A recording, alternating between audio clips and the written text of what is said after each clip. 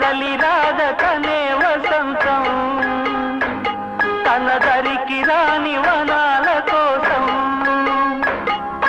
తరలి రాదతనే వసంతం తన దరికి రాని వనాల కోసం గగనాల దాకా అలసాగకుంటే మేఘాల రాగం ఇలా చేరుకోదా తరలి రాదతనే వసంతం తన దరికి రాని వనాల కోసం